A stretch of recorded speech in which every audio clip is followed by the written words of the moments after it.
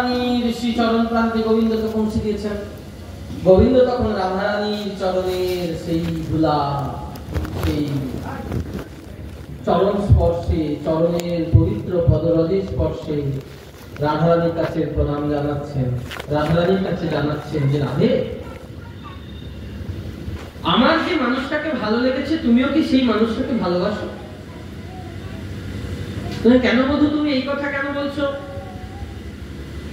বলছেন, না, আমি ওই যমুনার ঘাটে গিয়ে যখন নিজে ওই যমুনার জলের দিকে তাকালাম, এমন একটা মানুষকে দেখলাম, আমি তাকে ভালোবেসেছি, আর ওই মানুষটাকে আমি ভালোবাসতে চাই, কাছে পেতে চাই। তা তুমি কি আমায় বলতে পারো তার কি উপায় আছে? ও বধূ, তুমি যাকে ভালোবেসেছো ওই মানুষটা আর তুমি দুইজনে তো আলাদা কেউ নয়, তুমি তো একজনই তো। না, কিন্তু আমি যে ওই মানুষটাকে কাছে পেতে চাই, তার কি হবে? এই মতো সেই রাত্রিতে রাধা রানী শ্রীমতী প্রাণেশ্বরীর সাথে আমার শ্যামসুন্দরের কথোপকথন হয়েছে। পরের দিন ভোরবেলা রাধারানীকে স্বপ্নে দেখা দিয়েছেন গোবিন্দ। নিধুবনী দুইজনে চৌদিকে সুখীগণে শ্রুতি আছে রসের আলসে, নিশিশেষে বিদুমুখী উঠিলেন স্বপ্ন দেখি, কাঁদি কাঁদি কহে বধূ পাশে। কি বলছেন রাধারানী কেঁদে কেঁদে স্বপ্ন দেখে? বলে, শোনো শোনো প্রাণনা, আমি কি হেরিলাম অকস্মাৎ, আর এক যুবা গৌরবর, ওই এক যুবক গৌরবরণকে আমি দেখেছি। এই বলে কথোপকথন হচ্ছে। তখন শ্যামসুন্দর বলছে, শোনো শোনো সুন্দরী, তুমি অন্য কাউকে দেখোনি, শোকিয়ে হানো, ওইটা আমি। করব তুয়া প্রেম, তোমার প্রেমকে অবলম্বন করেই আমি যাব। রাধারানীকে তখন কাছে টেনে নিয়ে গোবিন্দ সুন্দর বলছেন, শুনো শুনো সুন্দরী, মধুয় অভিলাষ ব্রজপুর প্রেম করব পরকার। শোনো সুন্দরী, এই যে বৃন্দাবনে আমার এই অভিলাষ হলো, এই অভিলাষটা পূর্ণ করবার জন্য আমি যাব। ব্রজপুর প্রেম করব পরকাশ। তবে কি ব্রজ তুমি ব্রজ ছেড়ে চলে যাবে? না না, আমি ব্রজ ছেড়ে কোথাও যাব না। ব্রজপুর পরিহরি কবহু না যাব। ব্রজ ছেড়ে আমি কোথাও যাব না, এই ব্রজেই থাকবো। কিন্তু আমার মনে একটা ইচ্ছা আছে, গোপ গোপাল সবহু গণমেলি নদিয়া নগর কর করবহু কেলি। আমি গোপ গোপাল সকলকে নিয়ে যাব, আর যেখানে গোপ গোপাল সবাই থাকবে সেটা তো বৃন্দাবন ছাড়া অন্য কিছু হতে পারে না। তাই গোপ গোপাল সবহু জনমেলি নদিয়া নগর কর করবহু কেলি, নদিয়ার নগরে আমি যাব।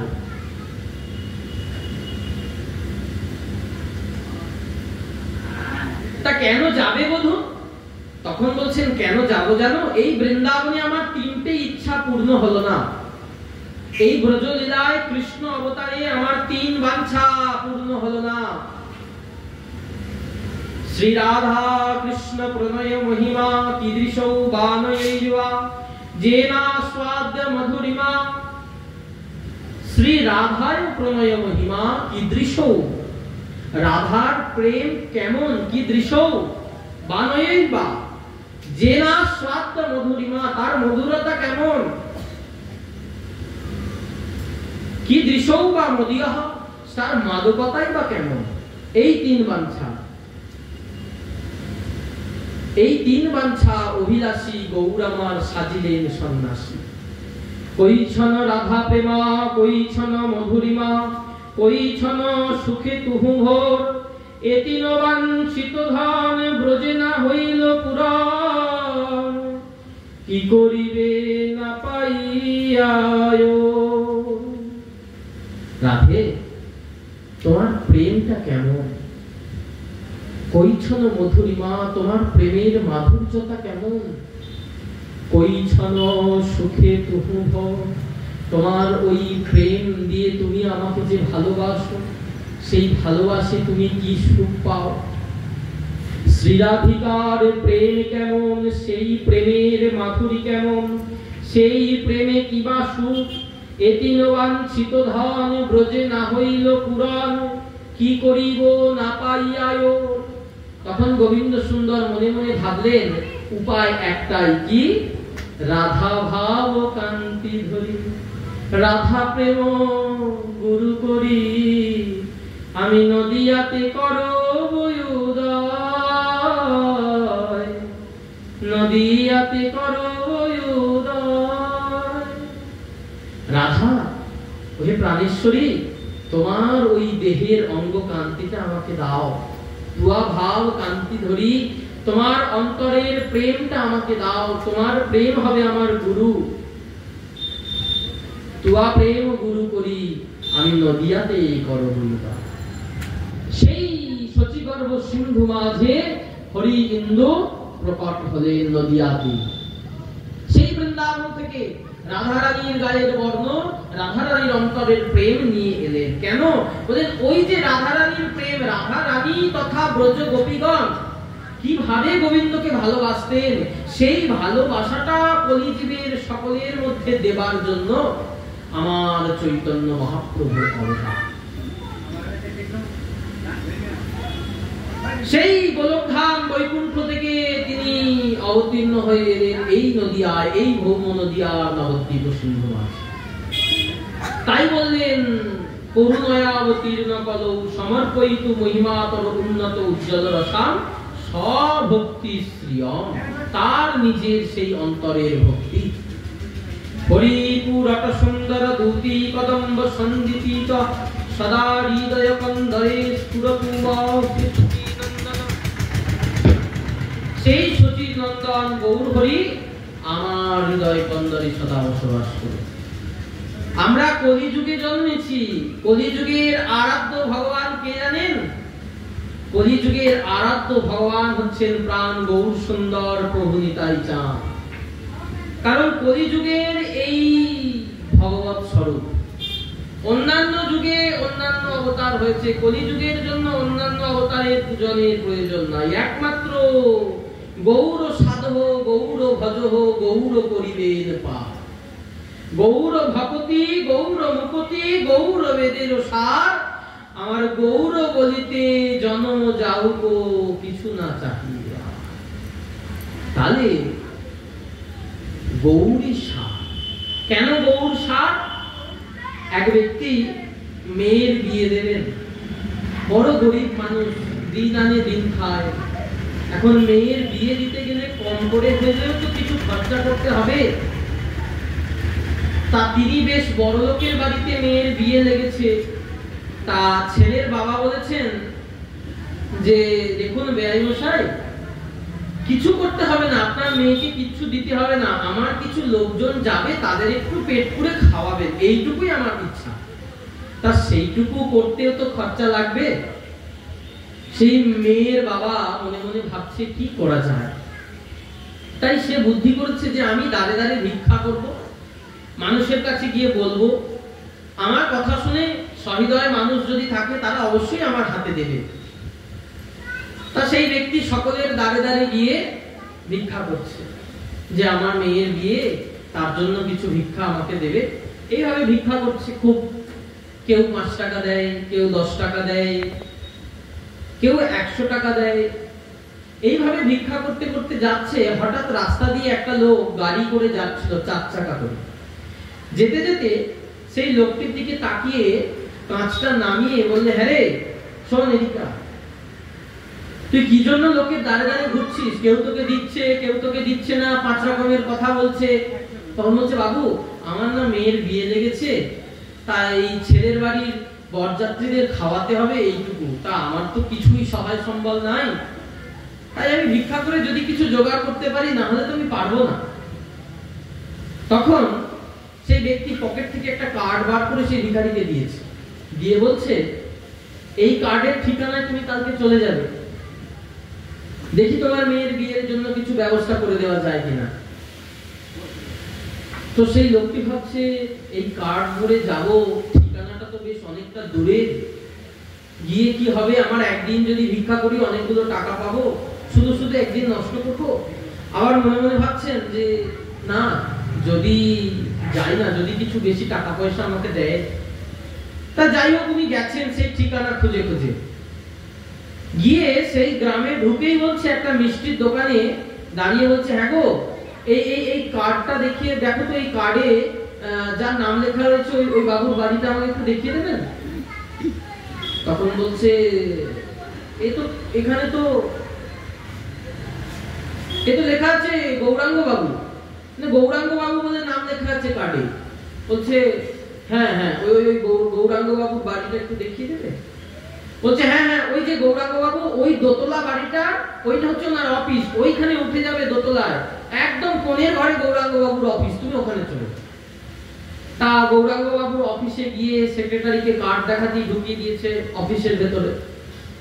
গৌরাঙ্গ বাবু বলছেন, যাও, ওই সুটকেসটার মধ্যে 10 লক্ষ টাকা আছে, ওই টাকাটা নিয়ে যাও, তোমার মেয়ের খুব ধুমধাম করে দিয়ে দেবে, কোনো কিছুর অভাব রাখবে না, তারা তো কিছু দাবি দেওয়া করেনি, তুমি সব দিয়ে দাও, উপরন্তু যত তোমার পরিচিত লোক আছে সকলকে নিমন্ত্রণ করে খাওয়াবো, আর বিয়ে বাড়ি মিটে গেলে আমার কাছে এসে খবর দিয়ে যাবে যে ওই কেমন মেয়ের বিয়ে হলো, লোকজন খেয়ে তৃপ্তি পেল কিনা। বলে, আচ্ছা বাবু, তাই হবে, আমার এত সৌভাগ্য আমি তো জানি না। 10 লক্ষ টাকার সুটকেসটা নিয়ে এসে সেই টাকা থেকে খরচা করে মেয়ে ধুমধাম করে দিয়ে দিল, মেয়ে আটমঙ্গলায় ঘুরে চলে গেল। তারপর বলছে, এবার যাই, বাবুকে খবরটা দিয়ে আসে। অফিসে গেছে, বলছেন, বাবু আজকে অফিসে আসেনি, আজ 1 সপ্তাহ, বাবু বাড়িতে আছেন, একটু বিশ্রামে আছেন, আপনি বাড়িতে চলে যান। বাড়ির ঠিকানা এই জায়গায় চলে যান, ওনার বাড়ি। সেক্রেটারি কাগজে লিখে ঠিকানা দিয়েছে, সেই গ্রামে গিয়ে গ্রামের লোকজনকে দেখাতেই বলছে, গৌরাঙ্গ বাবুর বাড়িটা কোথায়? সে, আপনি ওই দূরে চলে যান, ওইটা রামবাবুর বাড়ি। সে, রামবাবুর বাড়ি তো আমি যাবো না, আমি তো গৌরাঙ্গ বাবুর বাড়ি যাবো। বলছে, না, ওই দূরে চলে যান, ওইটা কৃষ্ণবাবুর বাড়ি। বলে, না, বলে ওইটা যান না, ওটা শ্যামবাবুর বাড়ি। ওনারা সবাই কিন্তু একই লোক, সবাই বড় লোক, এই গ্রামে যতজন আছে সকলেই বড় লোক। বলে, না, আমি তো গৌরাঙ্গ বাবুর বাড়ি যাব। বলে, কেন গৌরাঙ্গ বাবুর বাড়ি যাবে? বলে, কৃষ্ণবাবুর বাড়ি যান। বলে, না, আমাকে তো টাকাটা দিয়েছে গৌরাঙ্গ বাবুই, আমাকে তো কৃষ্ণবাবু টাকা দেননি, আমাকে তো রামবাবু টাকা দেননি, আমাকে তো শ্যামবাবু টাকা দেননি, আমাকে টাকাটা দিয়েছে কে? গৌরাঙ্গ বাবু। তাহলে আমি তার কাছে গিয়েই ধন্যবাদ জানাবো, তার কাছে গিয়েই খবরটা দেব। ঠিক তেমনি এই কলিতে মহাপ্রভুই হচ্ছেন মহাবদান্য প্রেমাবতার, তার কৃপাতেই আমরা প্রেম পেয়েছি। তাহলে কৃতজ্ঞতাটা কার কাছে গিয়ে জানাবো? গৌরপাদ পদ্মে? অবশ্যই প্রত্যেকে আমার প্রণাম, কৃষ্ণবাবুকে আমি প্রণাম করবো, কারণ তিনি মহা, তাই তো। কিন্তু আমি তো পেলাম গৌরবাবুর কাছ থেকে, তিনি তো মহাবদান্নায়, নমো মহাবদান্নায় কৃষ্ণ প্রেম প্রদায়কে, তিনি তো আমার হাতে 10 লক্ষ টাকা সুটকেসটা দিলেন। তাহলে আমি কাকে চিনবো? বলেন, এই রাজ্যে যার কাছেই যাবে তিনি মহামহাদাতা, কিন্তু যিনি হাতে ধরে দিলেন, মার খেয়ে দিলেন, তিনি তো আমার পরম আরাধ্যতম। তাই গৌর চরণী সার, গৌর চরণী ভজনীয়, গৌর চরণী আস্বাদনীয়। তাই সেই কৃপা করে গোলকধাম বৃন্দাবন থেকে রাধা পূর্ণ শক্তি, কৃষ্ণ পূর্ণ শক্তিমান, দুই তত্ত্ব ভেদ নাই শাস্ত্র প্রমাণ। রাধা কৃষ্ণ একই আত্মা, দুই দেহ, রাধা কৃষ্ণ দুই আত্মা, একই দেহ ধরি, অনন্যে বিলাসে রস আস্বাদন করি, সেই দুয়ে এবে আমার চৈতন্য গোসাই। রাধা কৃষ্ণ দুইজনে একই আত্মা, দুই দেহ ধরি, অনন্যে বিলাসে রস আস্বাদন করি। রস আস্বাদনের জন্য তারা দুই হয়েছেন, সেই দুইজন আবার এক হয়ে এই নবদ্বীপে আমার মহাপ্রভু রূপে অবতীর্ণ হয়েছেন। সেই দুই এবে আমার চৈতন্য গোসাই, ভাব রস আস্বাদিতে দোহে হইলা একঠান। এখন মহাপ্রভু এলেন আরাধ্য ভগবান ব্রজেশ তনয়, তদ্ধামম বৃন্দাবনম রম্যা কাচিদ উপাসনা ব্রজবধূ বর্গেণ ইয়া কল্পিতা। সেই ব্রজগোপীদের আরাধ্যতম ভগবান তিনি আমাদের সঙ্গে এলেন, আমাদের কাছে এলেন গৌর সুন্দর রূপে। এখন ভগবানের বিগ্রহ প্রতিষ্ঠা হয়ে গেল মন্দিরে, কিন্তু ভগবানের বিগ্রহের সেবা পূজা করবে কে? তার জন্য পুরোহিত চাই, তার জন্য তো সেবক চাই। মন্দিরে ঠাকুর প্রতিষ্ঠা করে দিলেই তো হবে না, মন্দিরে সেবক, মন্দিরে পুরোহিত নির্মাণ করতে হবে, যিনি সেই বিগ্রহকে, সেই ঠাকুরকে সেবা করে সুখী করবেন।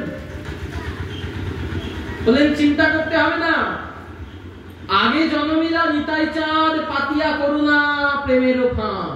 12 বছর আগে তার সেবক তত্ত্ব জন্মে গেছেন। তিনি কে? না, আমার প্রভু নিত্যানন্দ। কিবার আর দেশে একচক্রা ধামে আমার নিতাই চাঁদ অবতীর্ণ হচ্ছে। নিতাই চাঁদ আমার গৌরের সেবা বিগ্রহ।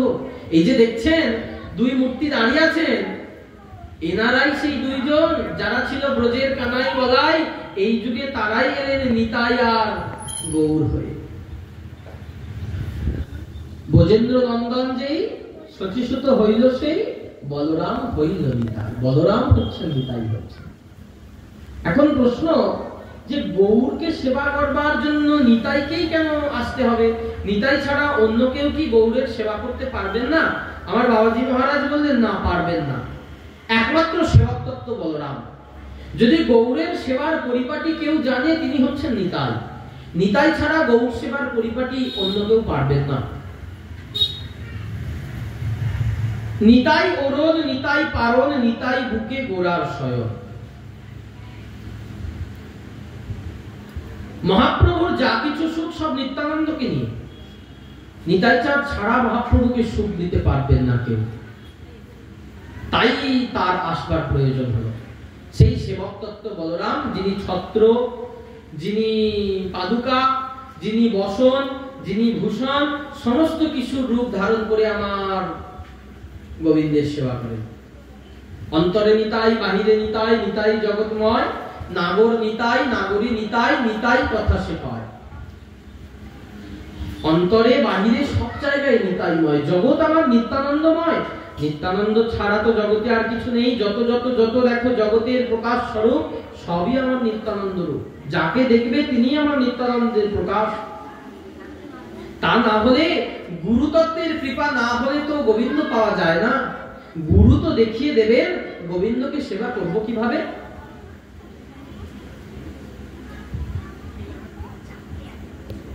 তাই করুণার অবতার নিত্যানন্দের আসা। সেই নিতাই চাঁদ এসে কি করছেন না,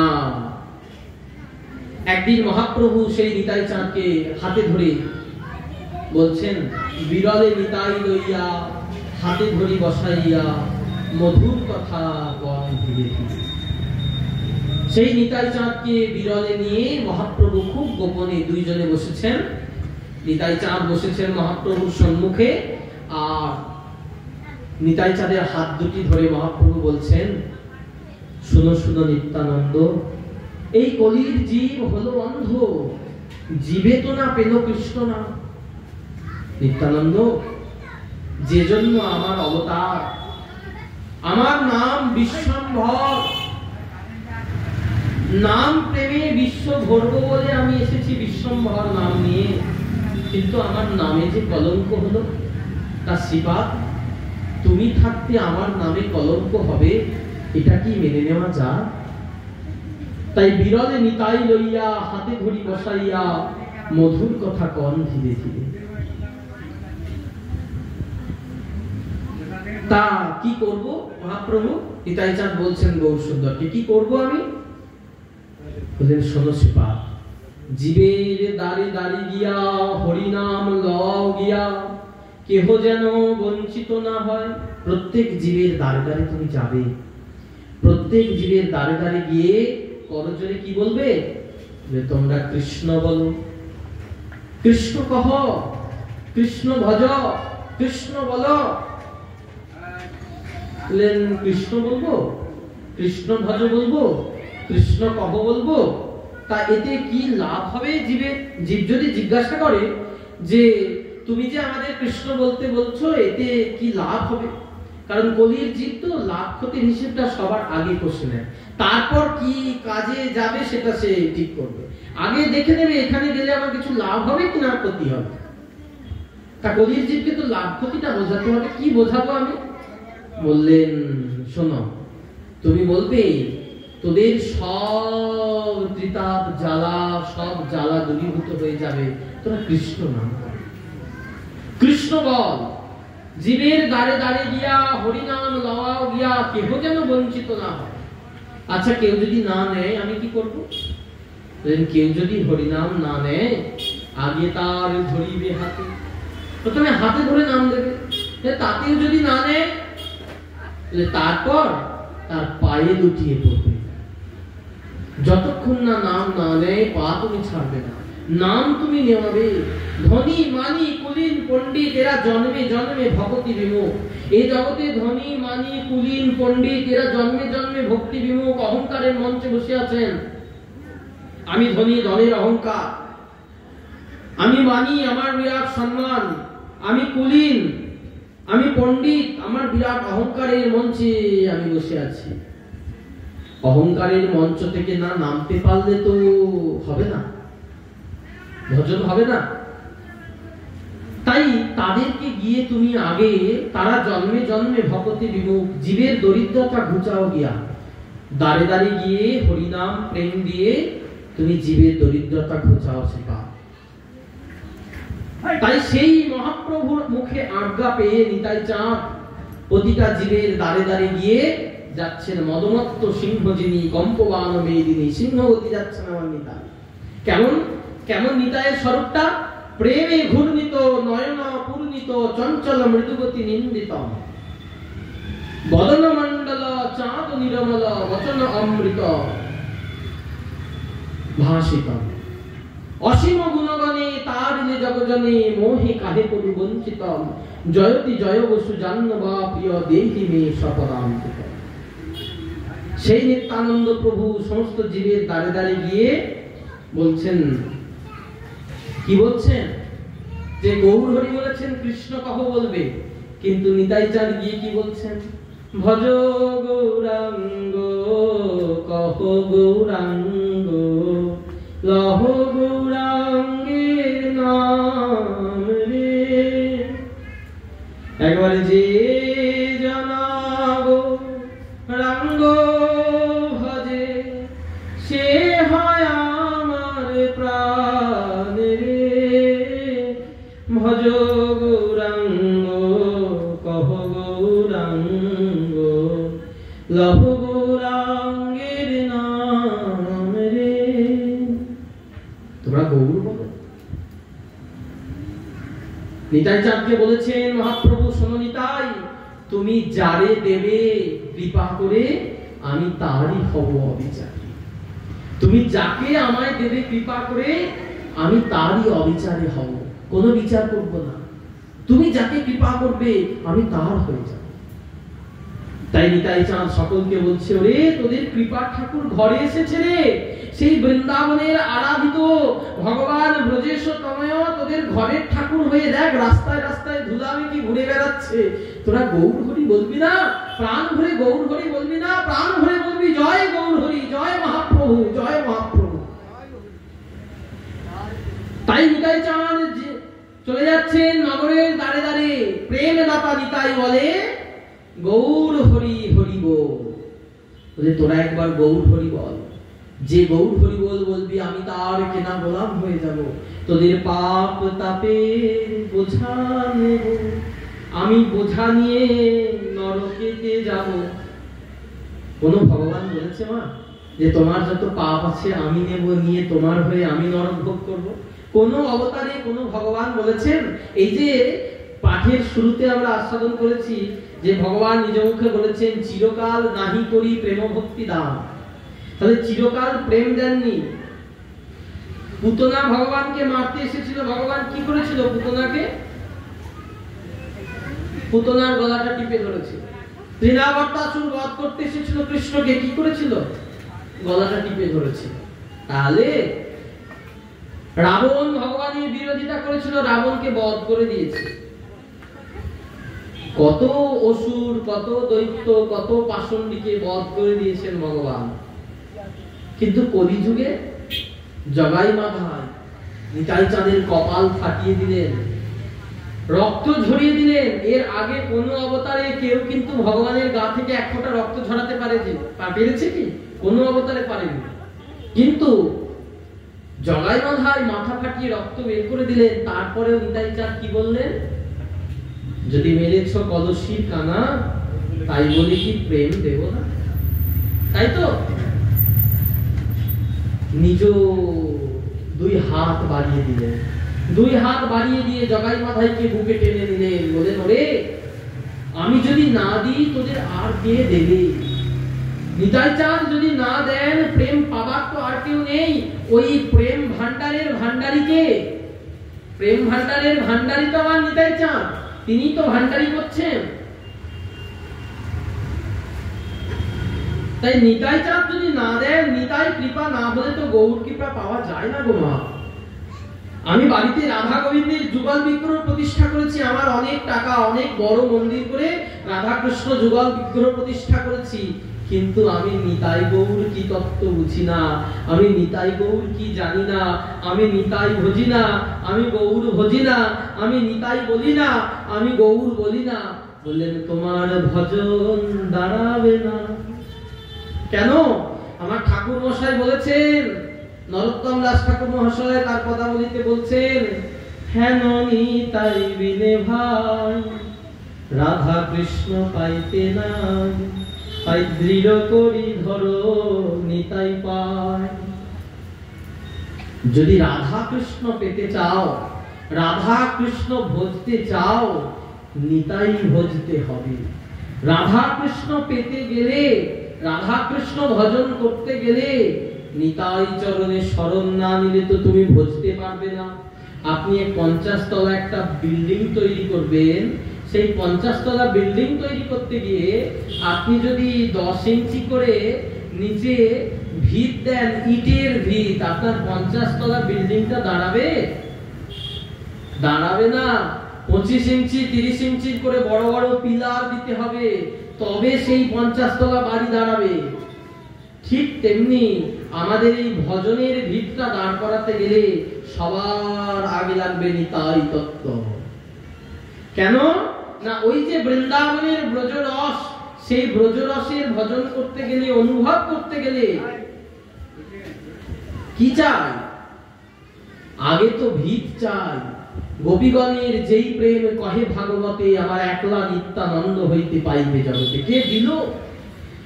নিতাই ছাড়া কে চেনালো? রাধা কৃষ্ণ যুগলকে কে চেনালো? নিতাই ছাড়া তো কেউ চেনাতে পারবে না। ওই টাকার সুটকেসটা কে দিয়েছিল? গৌরাঙ্গ বাবুই তো দিয়েছিল। তাহলে ওই প্রেম অমিয়ার ভাণ্ড, নিতাই আমার অমিয়া বিলায় রে, জগৎ জীবের হাটে নিতাই অমিয়া বিলায় রে। তাহলে যে ভান্ডারী, যে ভান্ডারী অমিয়া বিলাচ্ছে, সেই ভান্ডারীর চরণে পড়তে হবে, তবেই গিয়ে সেই অমিয়া সিন্ধুর সন্ধান হবে, নচেত হবে না। বলেন মুখের কথা এটা? মুখের কথা বললেই মেনে নেব যে নিতাই চরণে আশ্রয় করতে হবে? বলেন না, মুখের কথা না, আচরণ করে দেখিয়ে দিয়ে গেছেন। এই আমাদের হুগলি জেলার আদিসপ্তগ্রামের জমিদার হিরণ্য দাস, গোবর্ধন দাস, দুইজন জমিদার, দুই ভাই। তাদের ঘরে হিরণ্য জ্যাঠা, গোবর্ধন হচ্ছে তার ভাই। গোবর্ধনের স্ত্রীর গর্ভে একটি মাত্র সন্তান, সলতে, বংশের সলতে রঘুনাথ দাস। রঘুনাথ দাসের মন ছোট থেকেই ওই সাধু বৈষ্ণব, যেখানে হরিনাম হয় সেখানে রঘুনাথ দাস চলে যায়। এখন বাবার জ্যাঠা মনে মনে ভাবছে, ছেলের তো মতিগতি ভালো লাগছে না, এখন থেকে যদি এরকম সাধু সন্ন্যাসীদের সাথে পড়ে না জানি কোন দিন সাধু হয়ে চলে যাবে, এত বড় রাজ্যপাট সামলাবে কি? ছেলেকে খুব তাড়াতাড়ি লাগাম দিয়ে সংসারে টানতে হবে। একদিন খুব রাত্রি হয়ে গেছে, রঘুনাথ ফিরছে, জ্যাঠা বসে আছে হিরণ্য দাস। দরজাটা খুলে চুপি চুপি ঢুকছে। হিরণ্য দাস বলছে, দাঁড়াও, কোথায় গেছিলে? আগে কোথায় গেছিলে? আমি একটু শান্তিপুর গেছিলাম। তা কি করতে গেছিলে? না, ওখানে গৌর হরি এসেছেন, চৈতন্য মহাপ্রভু, অদ্বৈত আচার্যের বাড়ি, আমি সেইখানে একটু দর্শন করতে গেছিলাম। বলে, তা তুমি যে ওখানে দর্শন করতে গেছিলে, আমাদের কারোর অনুমতি নিয়ে গেছো? মাথাটা নিচু করে দাঁড়িয়ে আছে। শোনো, আজ থেকে এই বাড়ির বাইরে বেরোনো তোমার বন্ধ, কোথাও যাবে না। আজ গেলে আমার অনুমতি নিয়ে যাবে। আমার অনুমতি। ঠিক আছে, রঘুনাথ দাস ঘরে চলে গেলেন। হিরণ্য গোবর্ধন যুক্তি করছে, দেখ ভাই, তোর ছেলেকে যদি ঘরে রাখতে হয়, পরবর্তী রাজ্যের জমিদারি সামলাতে দিতে হয়, তাহলে খুব তাড়াতাড়ি ছেলের জন্য কিছু ব্যবস্থা কর, নাহলে হবে না।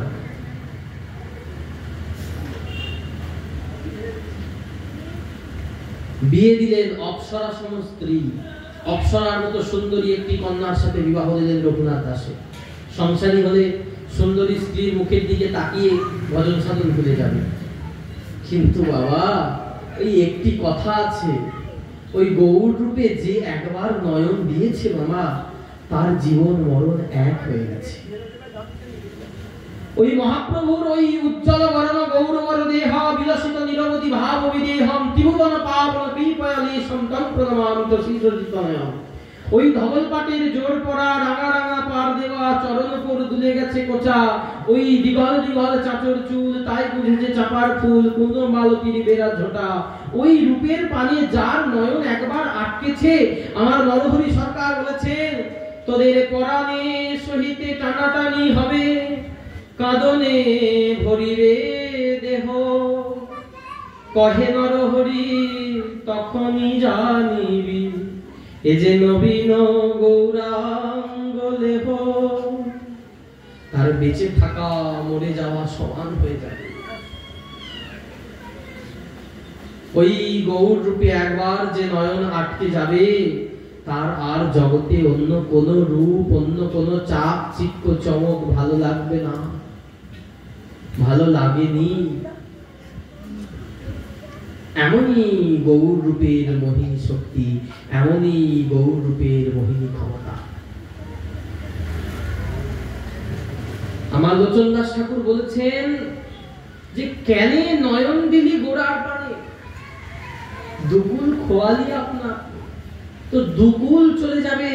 ওই রাধারানীর কথায়, আমার একুলে ওকুলে দুকুলে গোকুলে আপন বলিব কায়। তখন আর কিছু মনে হবে না, তখন মনে হবে ওই শীতল শীতলতম গৌর চরণটাই আমার জন্ম মরণের সার, ওই নিতাই চাঁদের চরণটাই আমার জন্ম মরণের সার, আর কিছু চাই না।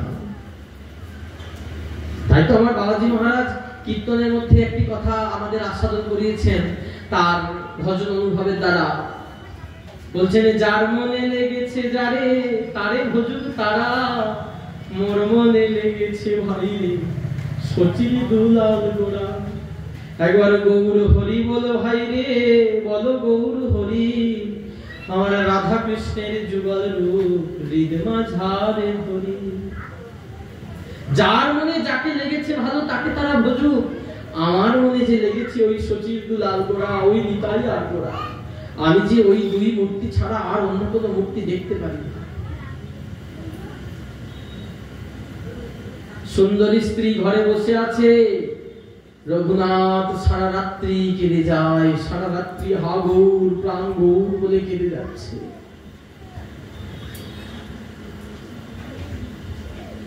উপায় নাই, এই মতো অবস্থা। বাতুলতা দেখে রঘুনাথ ছটপট করছে। রঘুনাথের বাতুলতা দেখে তাকে কারাগারে বন্দী করে রাখলেন, ঘরের মধ্যে গৃহবন্দী করে রাখলেন, 12 জন পেয়াদা দিয়ে, 12 জন পেয়াদা দিয়ে বন্দী করে রাখলেন, যাতে ও বেরোতে না পারে। এমন সময় দ্বিতীয়বার শান্তিপুরে মহাপ্রভু এসেছেন। তখন রঘুনাথের কান্না দেখে পেয়াদারা বলছে, হ্যাঁ রঘুনাথ, তোমার এত ঐশ্বর্য, এত কিছু, এত সম্পত্তি, এত সুন্দরী স্ত্রী অপ্সরা সম, এই ফেলে তুমি এমন কি পেয়েছো যার জন্য ওই গোটা দেয়ালে গোড়া গোড়া গোড়া গোড়া লিখে তুমি হাউ হাউ করে নয়নের জলে কেঁদে বেড়াচ্ছ? তোমার কি এত সুন্দর অতুল ঐশ্বর্য ভোগ করতে ইচ্ছা করে না? তোমার কি ইচ্ছা করে না সুন্দরী স্ত্রীর সাথে দুটো প্রেমালাপ করতে? তোমার জায়গায় যদি আমরা থাকতাম, আমরা তো আয়েশ করতাম, ওই দুগ্ধ ফেলনি ও সজ্জায় শুতাম, রাজার হালে থাকতাম। রঘুনাথ বলছে, তোমরা বলছো বটে, কিন্তু আমার তো এসবের প্রতি ভালো লাগে না, আমার তো এসব পছন্দ না, আমি এগুলোর মধ্যে কোনো আনন্দ পাই না। তখন পেয়াদাগণ রঘুনাথের চরণে পড়ে বলছে, রঘুনাথ কি মণি পেয়েছো তুমি? তুমি কোন মণি পেয়েছো? যে মণি পাইয়ে তুমি মণিরেরা মানো মণি। তোমার যে রাজভান্ডারে অতুল মণি মাণিক্য আছে, তুমি এমন কোন মণির সন্ধান পেয়েছো যে মণি পেয়ে তুমি এই মণিকে মণি বলে মনে করছো না? কোন মণি পাইয়ে তুমি মণিরেরা মানো মণি? তখন রঘুনাথের অবস্থা দেখে পেয়াদারা বলছে, শোনো রঘুনাথ, আমরা তো কোনোদিন পারবো না তোমার মতো কাঁদতে, তাই তুমি যখন কাঁদছো তোমার এই দশা দেখে আমাদের বড় কষ্ট হচ্ছে। রাত্রেবেলা যখন সবাই ঘুমিয়ে পড়বে তোমাকে আমরা পিছনের দরজা খুলে দেবো, তুমি চলে যেও। আমাদের একটাই প্রার্থনা, তুমি গিয়ে আমাদের কথা তার কাছে একটু বলো। রঘুনাথকে দরজা খুলে দিলেন। রঘুনাথ দরজা দিয়ে চলে গেলেন মহাপ্রভুর কাছে। যেতেই গৌর চরণে সাষ্টাঙ্গ দণ্ডবৎ, গৌর হরি আমায় কৃপা করো, তোমার সঙ্গে নিয়ে চলো প্রভু, আমি আর সংসার যাতনা ভোগ করতে পারছি না।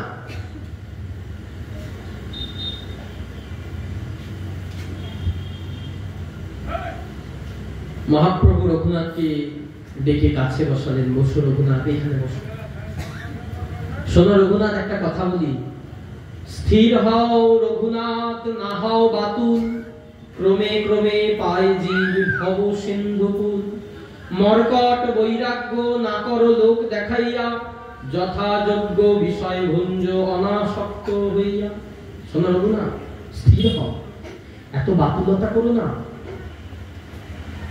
ক্রমে ক্রমে পায় জীব ভব সিন্ধুকুল। একবারে জীব ভব সিন্ধুকুল পায় না, ক্রমে ক্রমে পায়। ভজনের ধাপটা আস্তে আস্তে ওঠে, একবারে ঝপাং করে লাফিয়ে পড়লে হবে না। যাও, তোমার এখনো সংসার ভোগ আছে, সংসারে এখনো তোমার দায়িত্ব আছে, সেইগুলো পূর্ণ করো। মর্কট বৈরাগ্য না করো লোক দেখাইয়া। ওই মর্কটের বৈরাগ্য হলে হবে না। মর্কটের বৈরাগ্য কেমন বলে, বানর। বানরকে আপনি যতক্ষণ খাবার না দেখাবে ও কিন্তু সাধু। আপনি সামনে যেই এক ছড়া কলা নিয়ে এসে ধরবেন না, ওর সমস্ত সাধুতা সমস্ত উপবাস একদম ভুলে গিয়ে ও কলা নিয়ে খেতে আরম্ভ করতে যাবে। এইরকম বৈরাগ্য নয়, শুষ্ক বৈরাগ্য না, যুক্ত বৈরাগ্য। তাই বলছেন, মর্কট বৈরাগ্য না করো লোক দেখাইয়া, যথাযোগ্য বিষয় ভুঞ্জ অনাসক্ত হইয়া। বিষয় ভোগ করো কিন্তু অনাসক্ত হয়ে ভোগ করবে। এই যে বিষয় সম্পত্তি সমস্ত কিছুর মধ্যে তুমি থাকবে, কিন্তু তোমার মধ্যে যেন বিষয় ঢুকে না পড়ে। বললেন বিপদটা কখন হয় বলুন তো?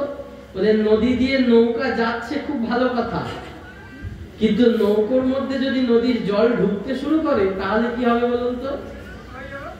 বেশিক্ষণ আর নৌকো নদীতে যাবে না। তাহলে এই ভব সমুদ্রে, সংসার সমুদ্রে এই দেহ নৌকাটাকে বইয়ে নিয়ে চলো, কিন্তু ওই সমুদ্রে নদীর জল যেন দেহ নৌকায় না ঢোকে, সংসার যেন তোমার মধ্যে না ঢোকে, তুমি সংসারে থাকবে। যদি সংসার তোমার মধ্যে থাকে তাহলেই তো সমস্যা। আমাদের তো সেই অবস্থা, সংসারটা আমাদের মধ্যে ঢুকে গেছে। আমি যদি সংসারে নাও থাকি, আমার মধ্যে কিন্তু সংসার আছে। ওই কিরকম বলছে, ওই যে দুইজন গাঁজাখোর বলছে, আরে ভাই শোন, গঙ্গার জলের উপর নৌকোতে বসে বসে দুইজনে গাঁজা খাবো, আর ওই সুন্দর হাওয়া দেবে, মেজাজটাই অন্যরকম হয়ে যাবে, দেখবি দুজনে মনে হবে স্বর্গে আছে। তাহলে আচ্ছা তাই, তাহলে একটা নৌকো ভাড়া কর। আচ্ছা, নৌকো ভাড়া করেছে। দুইজনে ভালো তামা এই গাঁজার খিলি নিয়ে, কলকে নিয়ে গাঁজা খাবে, সারা রাত্রি ধরে গাঁজা খাবে, গঙ্গার উপরেতে নৌকোটাকে নিয়ে বসেছে। এখন সারা রাত্রি গাঁজা টেনেছে, খুব আনন্দ হই হুল্লোড় করেছে, আর এরকম দাঁড় বেয়েছে। ভোরবেলা উঠে যখন একটু নেশাটা হালকা হালকা কমে উঠেছে, তখন বলছে, হ্যাঁ ভাই, কাল রাত্রেবেলা যেই ঘাটটাতে ছিলাম এটা তো সেই ঘাটই দেখছি। আমাদের তো গোটা গঙ্গায় ঘুরে বেড়ানোর কথা ছিল, কিন্তু ঘাটটা যেমন চেনা চেনা লাগছে। তখন সকালবেলা একজন সাধু ওই গঙ্গা স্নান করে যাচ্ছেন, তাকে ডেকে বলছিল, ও সাধু বাবা, এই কালকে তো দেখলাম বিকালবেলা আপনি গঙ্গা স্নান করে যাচ্ছিলেন, তা আমরা তো এই ঘাট থেকেই নৌকো গাওয়া শুরু করেছিলাম। বলছেন হ্যাঁ। আচ্ছা, আমরা এই ঘাটেই নৌকো বাইছি কেন বলুন তো? বলছে ওরে বোকা, তোরা গাঁজার টানে তো ওই খুঁটি থেকে দড়িটা খুলতেই ভুলে গেছিস, সারা রাত তো ওই একই ঘাটে খেয়া বেয়ে গেছিস, কি করে এক ঘাট থেকে আরেক ঘাটে যাবি? ঠিক তেমনি আমাদের অবস্থাও ঠিক তেমনি। আমরা এসেছি ছড়ানি মহাপ্রভু তলায়, আমার মনটা তো পড়ে আছে আমার ঘরে, গেটটা চাবি দিয়ে এসেছি তো, আমার মনটা কিন্তু সেইখানে পড়ে আছে, নাতিটা ঘরে একা আছে, কি করছে কি করবে, তাই তো? বললেন খুঁটিটা তো বাঁধা রয়েছে সেই জায়গায়, নৌকো কি করে যাবে এক ঘাট থেকে আরেক ঘাটে? বলে ওই খুঁটির বন্ধনটা তো আলগা করতে হবে, খুঁটির বন্ধন আলগা না করলে নৌকো তো এক ঘাট থেকে আরেক ঘাটে যাবে না।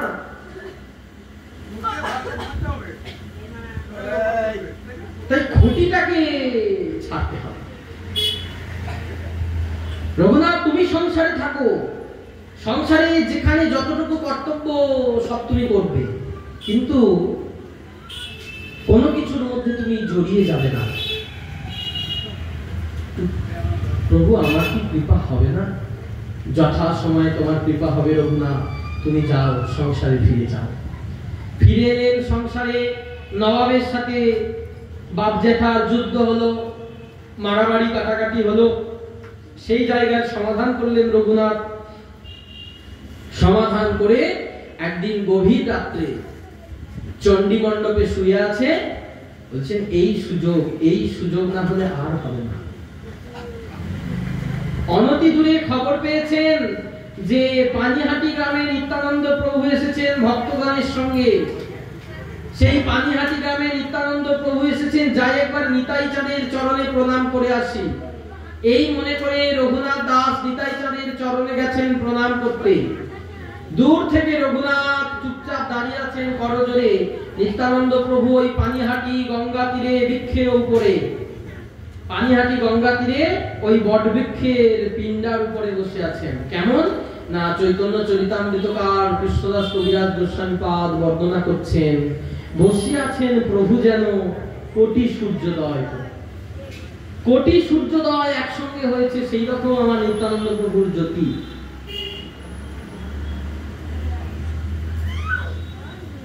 সেইখানে সমস্ত পার্ষদ নিয়ে নিত্যানন্দ প্রভু বসে আছেন, দ্বাদশ গোপাল, রাঘব পণ্ডিত সকলকে নিয়ে বসে আছেন।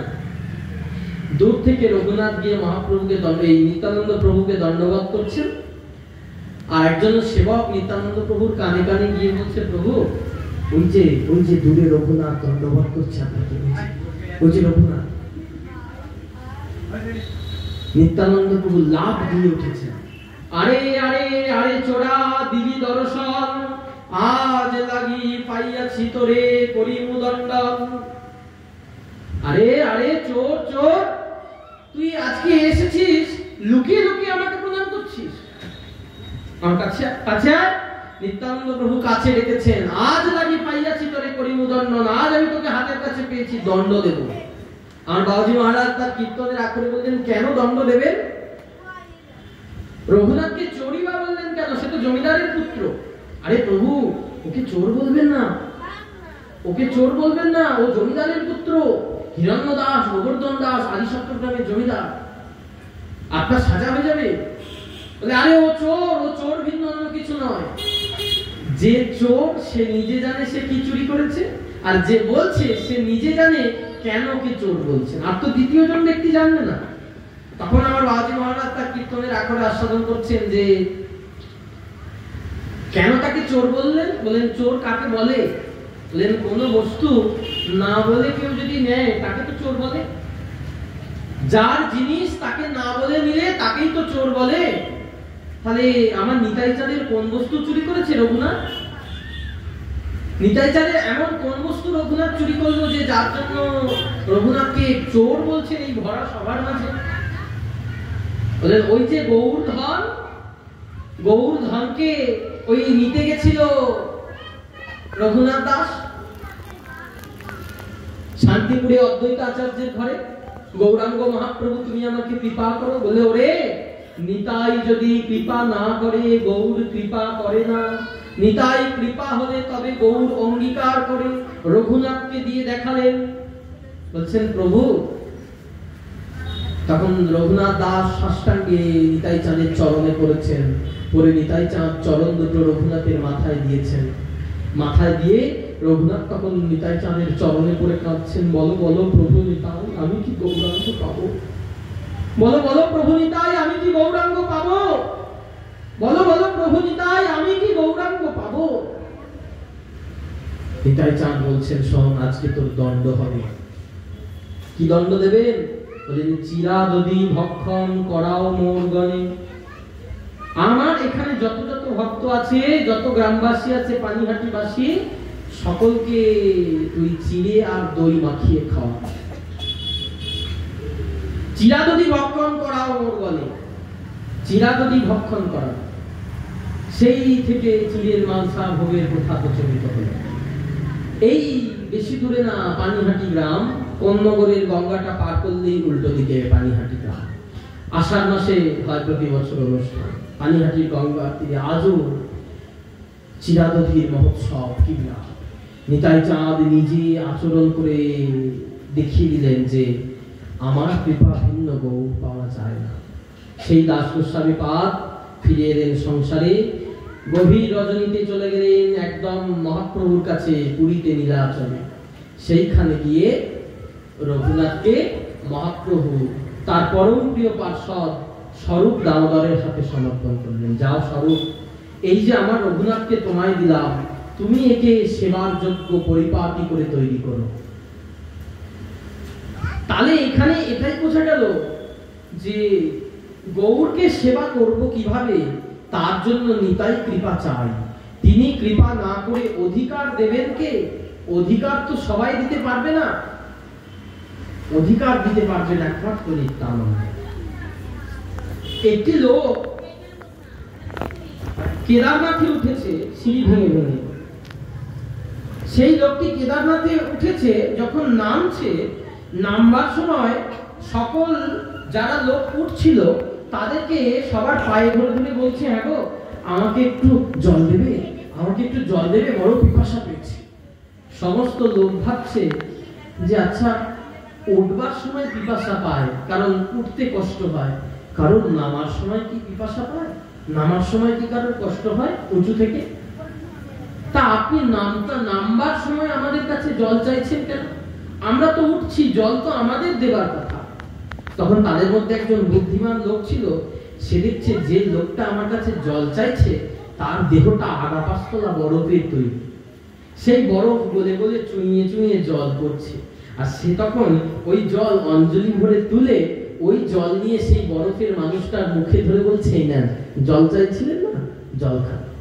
আমরা তো জল পাবো না, আপনার দেহ থেকেই জল চুইয়ে পড়ছে, সেই জল আপনি খান। ঠিক তেমনি প্রেমদাতা নিতাই চাঁদ আমার কলিজীবের দাঁড়ে দাঁড়িয়ে গিয়ে বলছে, ওহে কলির জীব, তোরা দে দে আমায় প্রেম দে দে। কলির জীবকে বলছেন, দে দে কলির জীব, আমায় প্রেম দে, আমি প্রেম দিব গৌরাঙ্গে রে, তোরা দে দে আমায় প্রেম দে রে। কলির জীব বলছে, ও প্রভু, তুমি প্রেম চাইছো, আমরা তো হতভাগ্য, আমাদের তো কিছু নাই, আমাদের তো সহায় সম্বল সব শেষ, আমরা প্রেম তোমায় দেবো কি করে? তখন একজন নিতাই চাঁদের কাছে গিয়ে বলছেন, প্রভু, তোমার ওই অঙ্গ থেকে যে গৌর প্রেম বিগলিত ধারায় গলে পড়ছে, যে গৌর প্রেম, যে গৌরের প্রেম সিন্ধু তোমার দেহ থেকে বিন্দু বিন্দু আকারে ঝরে পড়ছে, ওই প্রেম আমরা অঞ্জলি ভরে তোমাকে দিচ্ছি, তুমি গ্রহণ করো। তখন সেই নিতাই অঙ্গ থেকে অঞ্জলি ভরে ভরে গৌর প্রেম নিয়ে নিতাই চাঁদকে দিচ্ছেন কলিজি। তাই বললেন, কে এই প্রেম পাবে? ওই যে স্বভক্তি শ্রীরাম হরিপুর অত সুন্দর দুটি কদম্ব সন্দীপিত, সেই স্বভক্তি শ্রীরাম উন্নত উজ্জ্বল প্রেম ভক্তির রস কে পাবে? বললেন, এরাই পাবে। কারা পাবে না? আমার নিতাই যারে দেখে সে প্রেম রস পায়, যে আমার নিতাইকে দেখে সে প্রেম রস পায়। যে নিতাই চরণে দেখবে, যে নিতাই চাঁদের দিকে তাকাবে, সে প্রেম রস পাবে। আর নিতাই যার দিকে তাকাবে সে প্রেম রস পাবে, অন্যথা কেউ প্রেম রস পাবে না। তাই এমন করুণার অবতার যে করুণার অবতার অন্য কোনো যুগে হয়নি, অন্য কোনো যুগে হবে না, আর কোনোদিন হতে পারে না। সেই করুণার অবতার গৌরচন্দ্র নিতাই চাঁদ আমাদের এই কলিযুগের উপাস্য। তাই ঘরে ঘরে আমাদের পূজিত হোক নিতাই গৌরাঙ্গ। আমরা প্রত্যেককে দেখে ধ্বনি দেব জয় নিতাই, জয় গৌর। কেন বলবো? আমাদের ঘরের ছেলে গৌর, আমাদের ঘরের ছেলে নিতাই। তারাই আমাদের উপাস্য, তারাই আমাদের ভজনীয়, তাদের নামই আমাদের যজ্ঞ। এই যে ভজ নিতাই গৌর আদেশ রাম, জপ হরে কৃষ্ণ হরে রাম, এই নাম অনেকের মনে হয় এই নাম কেন করব? নাম তো অনেক আছে, মহামন্ত্র নাম আছে, মহামন্ত্র নাম করব। বলে এই নাম করব কেন? বললেন তাহলে একটা প্যাঁচ আছে, প্যাঁচটা ভালো করে ছাড়াতে হবে। গাঁট ভালো করে না ছাড়ালে তো সোজা হবে না। চৈতন্য চরিতামৃতের আদিলীলার অষ্টম পরিচ্ছেদে কৃষ্ণদাস কবিরাজ গোস্বামী পাদ বললেন, কৃষ্ণ নাম করে অপরাধের বিচার, নাম লইতে না হয় প্রেম, না বহে অশ্রুধা, নাম লইতে না হয় পাপীর, না হয় নিষ্ঠা। কৃষ্ণ নাম অপরাধের বিচার করে। কৃষ্ণ নামে অপরাধ আছে, কৃষ্ণ নাম যে কোনো অবস্থায় নেওয়া যায় না। তাই বলেন কৃষ্ণ নামের অপরাধের বিচার আছে। কৃষ্ণ অপরাধ বর্ণনা করেন। বলেন কৃষ্ণের কাছে যেতে গেলে একবার ওই যে সাক্ষী গোপাল প্রসঙ্গ আছে না, সাক্ষী গোপাল প্রসঙ্গে বলেছে যে আমি যে বৃন্দাবন থেকে তোমার বাংলায় যাব, আমার জন্য কিন্তু প্রতিদিন 5 সের করে চালের অন্ন দিতে হবে, তবে আমি যাবো, নচেত যাবো না। তাহলে কৃষ্ণ সেবার পরিপাটি আছে। বলেন আমি দণ্ডে 10 বার নগরী খাই, মা যশোদার করে, তুমি দিতে পারবে তো? যদি দিতে পারো তবে তোমার জন্য আমি সাক্ষী দিতে যাবো, নচেত যাবো না। তাই বলেন কৃষ্ণ নামে করে অপরাধের বিচার। খুব তাড়াতাড়ি প্রেম হয় না। অপরাধীর অপরাধ দেখবে কৃষ্ণ, তোমার অপরাধ সমস্ত মোচন করবে, তারপর তোমাকে প্রেম দেবে। তুমি শুদ্ধ হলে তোমাকে প্রেম দেবে। কিন্তু আমার নিতাই চৈতন্য রাজ্যে নাহি অপরাধের বিচার। অপরাধের বিচার আছে নাকি আমার নিতাই গৌরের রাজ্যে? জগাই মাধাই, চাপাল গোপাল, কাজী চাঁদ কাজী, কত কত মহাজন, কত কত পাপীকে উদ্ধার করেছেন আমার নিতাই চাঁদ গৌর। তাই বললেন নিতাই গৌরাঙ্গ রাজ্যে নাহি অপরাধের বিচার। নিতাই গৌরের রাজ্যে অপরাধের বিচার নাই। ওদের নাম লইতেই দেন প্রেম বহে অশ্রুধা, নাম লইতেই প্রেম হয়, অশ্রু বহে। তাই নিতাই গৌরাঙ্গ ভজ কুতর্ক ছাড়িয়া। কোন কুতর্কে যাবে না, তর্কের প্রয়োজন নেই। যার মনে লেগেছে যারে তারে ভুজুক তারা, মোর মনে লেগেছে নিতাই আর গোরা, আমি নিতাই ভিন্ন অন্য কিছু জানি না।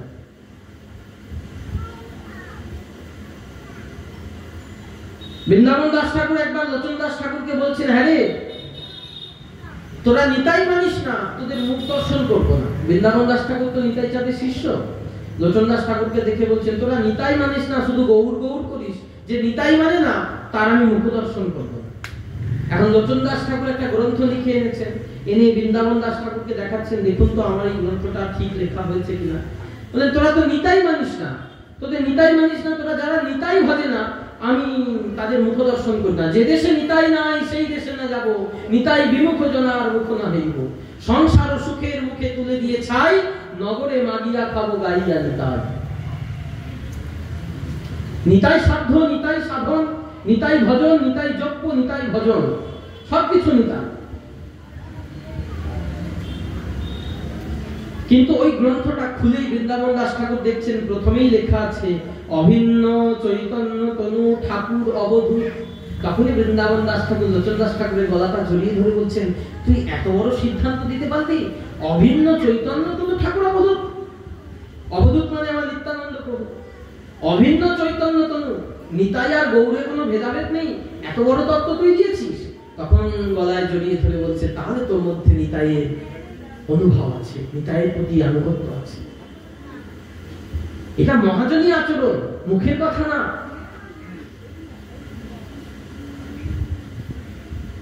মহাপ্রভু নিতাই চাঁদকে বললেন, প্রতি জীবের দাঁড়ে দাঁড়ে গিয়ে তুমি বলবে কৃষ্ণ ভজ, কৃষ্ণ ভজ, কৃষ্ণ কহ, কৃষ্ণ কহ। কিন্তু নিতাই চাঁদ কি বললেন? নিতাই চাঁদ কি বলেছিলেন? গৌর বলো, তোমরা গৌর বলো, গৌর ছাড়া গতি নাই, গৌর সাধো গৌর ভজ গৌর করিবেন পাপ। তাই তো? এখন এই কথা বলার পর কৃষ্ণদাস কবিরাজ গোস্বামী পাদ বললেন, হ্যাঁ গো, তোমাদেরকে নিতাই চাঁদ বললেন গৌর ভজ গৌর ভজ, কিন্তু গৌর ভজতে গেলে যার দরকার তাকে না দিলে তো গৌর ভজনটা লাগবে না গায়ে। সোনার ঝাল দিতে গেলে সোহাগার মধ্যে আগে সোনাটাকে ঠেকাতে হতো। সোনাতে সোহাগা না মেশালে সোনার ঝালটা ধরবে? সোনাটা আর একটা সোনায় জুড়বে, আগে তো সোহাগা মেশাতে হবে, নাহলে তো জুড়বে না। তাই ওই গৌর প্রেমটা তোমার গায়ে লাগবে কি করে? ওই নিতাই রূপী সোহাগাতে মনটা লাগাতে হবে। নিতাইয়ের সোহাগা গায়ে না লাগলে গৌর প্রেম, গৌর যে কাঁচা সোনা, ওই সোনাটা লাগবে কি করে? গৌর যদি কাঁচা সোনা হয়, নিতাই আমার সোহাগা, সেই সোনার সাথে সোহাগা না মেশালে তোমার তো প্রেম লাভ হবে না। তাই বলে নিতাই চাঁদ তোমাদের ঠকিয়ে গেছেন। বলেন কি ঠকালেন নিতাই চাঁদ? বলেন নিতাই চাঁদ কি নিজে মুখে বলবেন? যেমন গৌর নিজে মুখে বলেননি যে তোমরা গৌর বলো, বলেননি গৌর, তিনি বলেছেন কৃষ্ণ বলো। কিন্তু কৃষ্ণ তো দাপর যুগে, কৃষ্ণ তো বলবো না, আমরা বলবো গৌর হরি বল। আর নিতাই চাঁদ আমাদের গৌর চিনিয়ে দিয়ে গেলে, নিতাই চাঁদের নামে জয়ধ্বনি না দিলে, নিতাই না বললে গৌর তো পাওয়া যাবে না। কারণ গৌর বিষয় তত্ত্ব, নিতাই আশ্রয় তত্ত্ব। আশ্রয় না করে তো বিষয়কে পাওয়া যায় না। তাহলে কি বলবো আমরা? তখন বললেন নিতাই চৈতন্য ভজ কুতর্ক ছাড়িয়া। তোমরা নিতাই গৌর ভজ, কুতর্ক ছেড়ে, তর্কে যাবে না। নিতাই গৌর ভজ, নিতাই গৌর ভজলে সব দেখতে পাবে, সব নিতাই গৌরের চরণ তলে আছে, আর কিচ্ছু নাই কোথাও। তাই এই কথাটির মান্যতা দিয়ে আমাদের শ্রীপাদ রাধারমণ চরণ দাস দেব, আমাদের দাদামশাই, সেই সাধ্য সাধন তত্ত্ব গাথা নাম সুন্দরভাবে রচনা করলেন। কি? তোমরা ভজ নিতাই গৌর রাধে শ্যাম, জপ হরে কৃষ্ণ হরে রাম। কি করবে? কি ভজবে? নিতাই গৌর ভজ। নিতাই গৌর ভজলে তোমরা রাধা শ্যাম পাবে। কিরম করে নিতাই গৌর ভজবে? জপ হরে কৃষ্ণ হরে রাম। ওই নিতাই গৌর ভজবে হরে কৃষ্ণ নাম জপে। ওই নাম করতে করতে তুমি নিতাই গৌরের সত্তা, নিতাই গৌরের তত্ত্ব অনুভব করতে পারবে। তাই বাংলার গর্ব, বাংলার প্রাণ পুরুষ, বাঙালি জাতির ঐতিহ্য আমার নিতাই চাঁদ কৌশি। তারা না আসলে আজকে যে বাংলা ভাষায় কথা বলছি, এই ভাষাটা থাকতো না। এই এত সুন্দর মন্দির করে পাঠ প্রবচন হচ্ছে, এইটা হতো না। সেই মহাপ্রভু, সেই নিতাই চাঁদ, গৌর সুন্দর, তারাই কিন্তু এই উপহারটা আমাদের দিয়ে গেছে। আমরা তাদের কাছে ঋণী। জন্মে জন্মেও তাদের কাছে আমরা ঋণ শোধ করতে পারবো না। যে হতভাগ্য কলিযুগে আমরা জন্মেছি, যে হতভাগ্য হয়ে জন্মেছি এই কলিযুগে, সর্বদা পাপ প্রবৃত্তি নিয়ে চলছি, এই জায়গা থেকে নিস্তার পাওয়ার একমাত্র একটাই উপায় কি না, আমার নিতাই গৌরাঙ্গের আদর্শকে হৃদয়ে ধারণ করো। নিতাই গৌরাঙ্গের ভজন আদর্শ, তাদের দেখানো পথ, তাদের চরণকে আশ্রয় করে আমরা আমাদের ভজন পথকে অগ্রসর করব। তবে গিয়ে আমাদের অভীষ্ট লাভ হবে, না হলে তো অভীষ্ট লাভ হবে না। এই রঘুনাথ দাস গোস্বামী পাদের জীবনীতেই প্রকট। নিতাই চাঁদ পানিহাটিতে কৃপা করলেন, মহাপ্রভুর কাছে গেলেন। সেই মহাপ্রভুর কৃপায় রঘুনাথের অবস্থাটা ভাবুন একবার। কিরম করে রঘুনাথ জীবনযাপন করছেন না, ওই জগন্নাথ মন্দির পুরীর সিংহদ্বারে দাঁড়িয়ে ছত্রে ভিক্ষা মেঘে খায়। ওই সব ভক্তরা প্রসাদ কিনে নিয়ে যায়, তাদের কাছ থেকে ভিক্ষা মেঘে খায়। মহাপ্রভু একদিন রঘুনাথকে ডেকে বললেন, সিংহদ্বারে ভিক্ষাবৃত্তি যেন বেশ্যাবৃত্তি। সিংহদ্বারে যে ভিক্ষা করে তার বেশ্যাবৃত্তি বই, অন্য কিছু না। রঘুনাথের মনে লাগলো, আমরা যে ভজন করি, আমরা যে সাধন করি, আমরা যে সেবা করি, আমাদের সেবাটা কেমন হয়? আমার কথা বলছি। বলেন আত্মসুখের কথা ভেবে। আমি ভজন করছি, আমি সেবা করছি, মানে কি আমার ভালো লাগছে তাই করছি। আমার যেদিন ভালো লাগলো না সেদিন করলাম না। কিন্তু সেবা প্রবৃত্তিটা কোনটা? বলেন সেবা মানে সেবককে খুশি করা, তার নাম সেবা। আমার সেবাতে যদি আমার আরাধ্যদেব, আমার শ্রী গুরুদেব খুশি না হন, আমার সেবার তো কোনো মর্যাদা থাকে না। হরিদাস ঠাকুর বলেছেন না, তুমি যেমন নাচাও আমি তেমনি নাচি, কেবল তোমার সুখের লাগি, আমি তোমার খেলার পুতুল। তুমি যেমন নাচাও আমি তেমনি নাচি। তাই সর্বদা তার মুখের পানে চেয়ে থাকতে হবে, তার কি চাই, তার কিসে সুখ, সেই কথা ভাবতে হবে। রঘুনাথ আজকে ভাবছেন, আমার আচরণে যদি মহাপ্রভু খুশি না হন, তাহলে তো আমার এই বৈরাগ্যের কোনো মূল্য নাই। তাই ওই আনন্দবাজারের ড্রেন দিয়ে যে সমস্ত মহাপ্রসাদ, ওই প্রসাদ পেয়ে সব ফেলে দেয় পাতা, এঁটো পাতা, সেইখান থেকে প্রসাদ তুলে এনে ভালো করে জলে ধুয়ে অন্যের মারটাকে ছেঁকে, ওই যে জলটুকু পড়ে থাকে মার, ওই মারে অল্প একটু লবণ দিয়ে রঘুনাথ রোজ প্রসাদ পায়। স্বরূপ দেখছে রঘুনাথ রোজ যায় কোথায়, পিছু পিছু গিয়ে দেখছে ওই যেখানে এঁটো পাতা ফেলে দেয়, ওর থেকে একটু একটু করে মহাপ্রসাদ তুলে এনে সুতির কাপড়ে ভালো করে মার ছেঁকে নিয়ে ওই মারটাকে লবণ দিয়ে পান করে।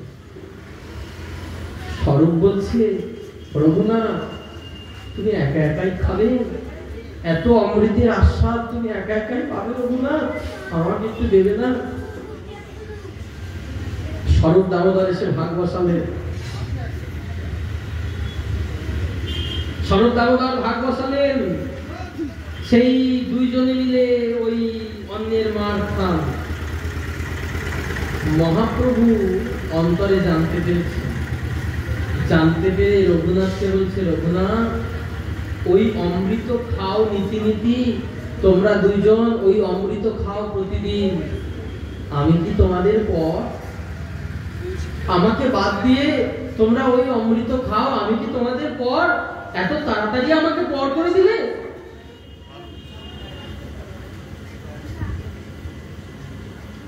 এই হচ্ছে রঘুনাথের বৈরাগ্য। কিসের অভাব ছিল বলুন রঘুনাথের?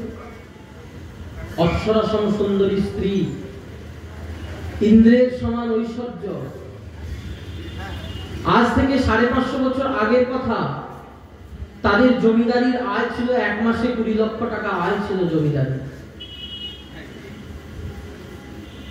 এত লক্ষ টাকার আয়, এত লক্ষ টাকার জমিদারি ছেড়ে দিয়ে রঘুনাথ গেছে সেই ছত্রে মিলে খাচ্ছে। চৈতন্য চরিতামৃতে বললেন, কৃষ্ণ কৃপার ওইছে এক স্বাভাবিক ধর্ম। কৃষ্ণের কৃপা হয়েছে কিনা, গোবিন্দের কৃপা হয়েছে কিনা বুঝবো কি করে? বলেন কৃষ্ণ কৃপার ওইছে এক স্বাভাবিক ধর্ম, রাজ্য ছাড়ি করায় তারে ভিক্ষুকের কর্ম। দেখো, যারা কৃষ্ণকে ভালোবেসেছে, যারা আমার গৌরকে ভালোবেসেছে, যারা আমার নিতাইকে ভালোবেসেছে, তারা রাজ্য পাট সুখ ঐশ্বর্য পরিত্যাগ করে রাস্তার ভিখারি হয়ে গেছে। তাদের হাতে যা কিছু ছিল সব পড়ে গেছে, হাতে কিছু থাকেনি।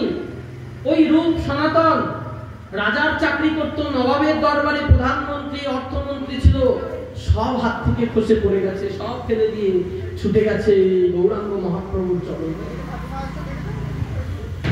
এমনই গৌর প্রেমের আকর্ষণী ক্ষমতা, যে আকর্ষণী ক্ষমতায় ত্রিভুবনকে বশ করে ফেলে, তারা আপন স্বভাব ভুলে যায়, তাদের আর কিছু মনে থাকে না, কেবল শুধু মনে থাকে গৌর চরণটা, ওই নিতাই চরণটা।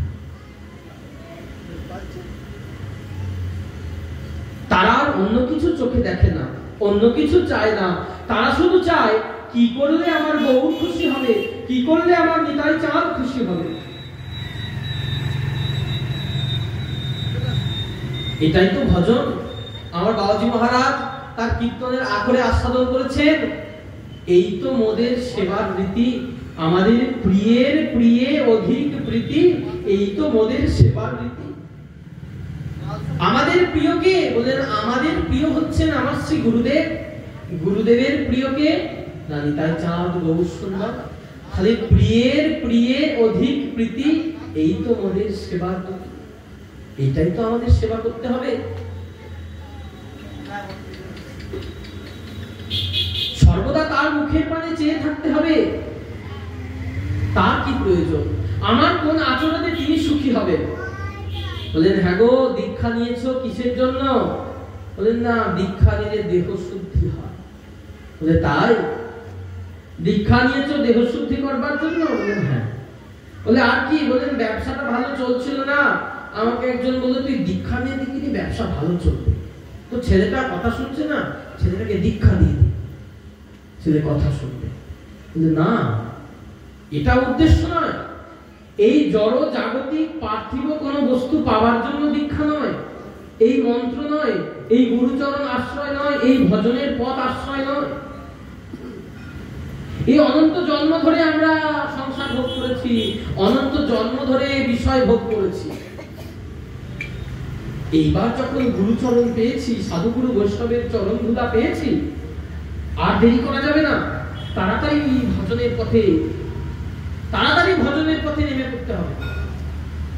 ওই যে পশ্চিম গগনে সূর্য পাটে বসেছে গোমা, প্রতিদিন যখন সকালবেলা সূর্য ওঠে, সূর্য কিন্তু জানে আমার তেজটা আস্তে আস্তে বাড়বে, তাই না?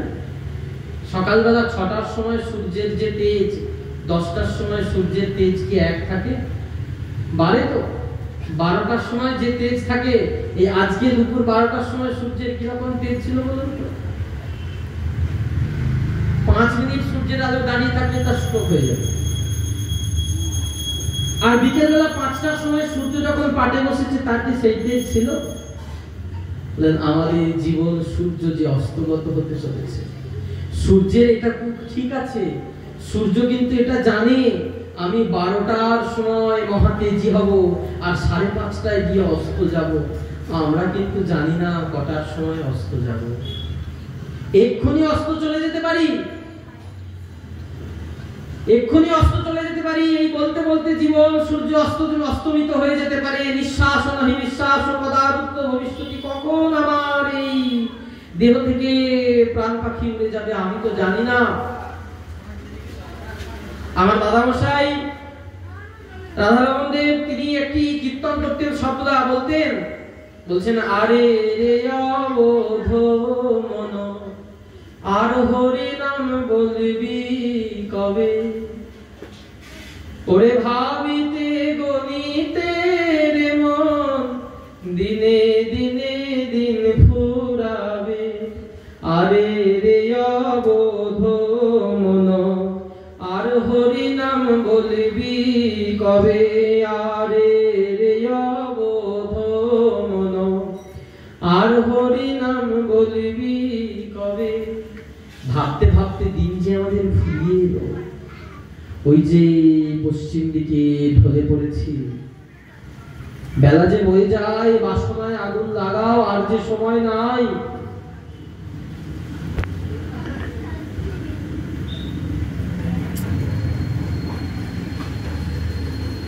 বলেন কেন? এখনো তো আমার দেহে শক্তি আছে, এখন খাবো, এখন ভালো করে আনন্দ ফুর্তি করব, এখন ঘুরবো বেড়াবো হাসবো খেলবো, এখন কেন ভজন করব?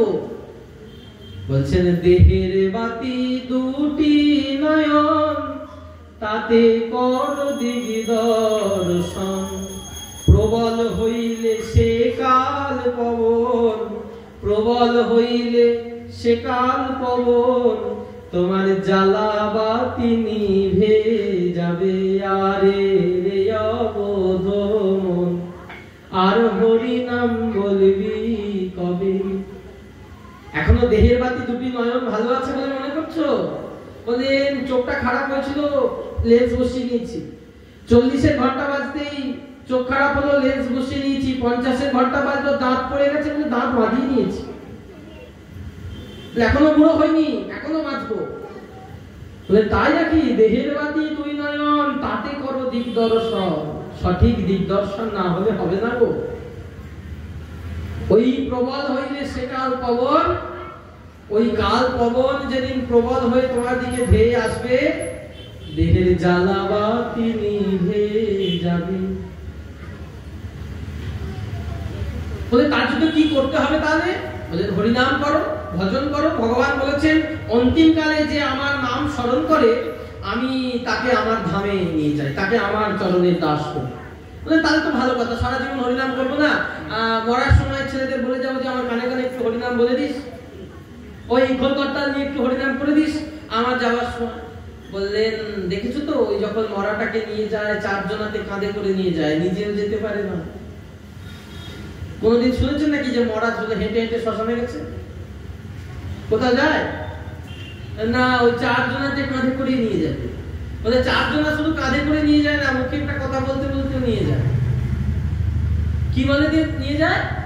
বলো হরি হরি বল। আচ্ছা বলো হরি হরি বল বলতে বলতে তো নিয়ে যায়, যে মরে গেল সে কি হরি বল বললো?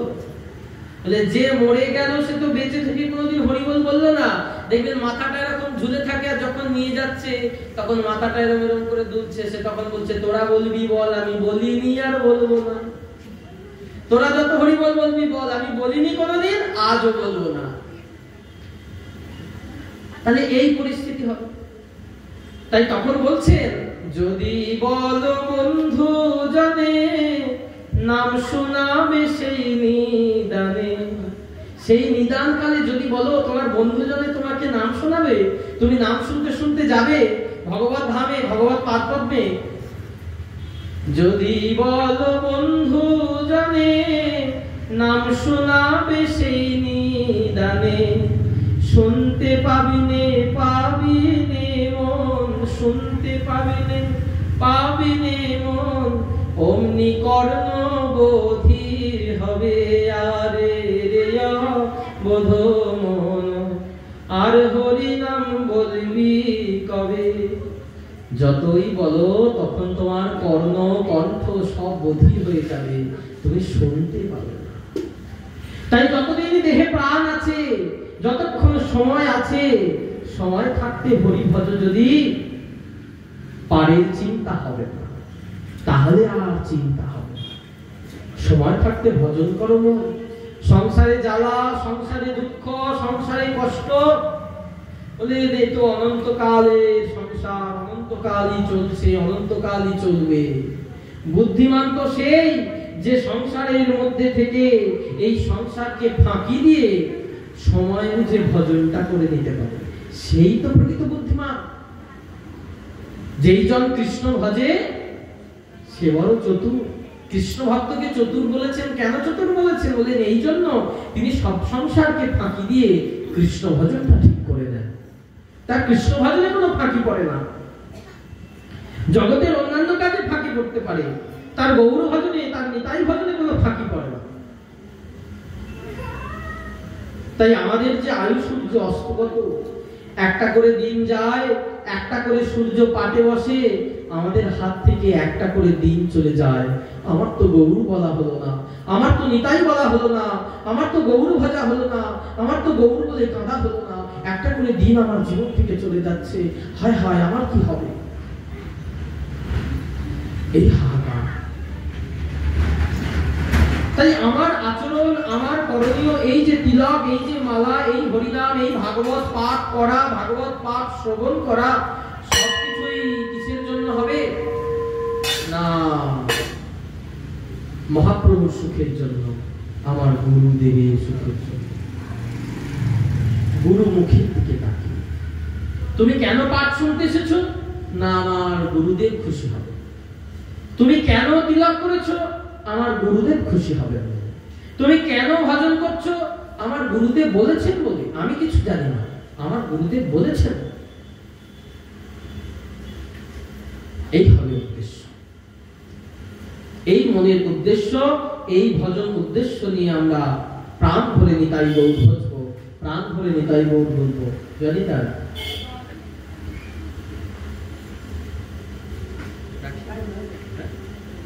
এই মনের আশা নিয়ে আমরা নিতাই গৌর ভজবো, নিতাই গৌর বলবো, প্রাণ ভরে আমরা নিতাই বলবো। আমার বাবাজি মহারাজের কথায়, একবার প্রাণ ভরে গৌর বলো, প্রাণ ভরে নিতাই বলো, আর কিছু লাগে না ভালো। জয় নিতাই, জয় গৌর হরি, জয় নিতাই, জয় গৌর হরি, জয় নিতাই, জয় গৌর হরি।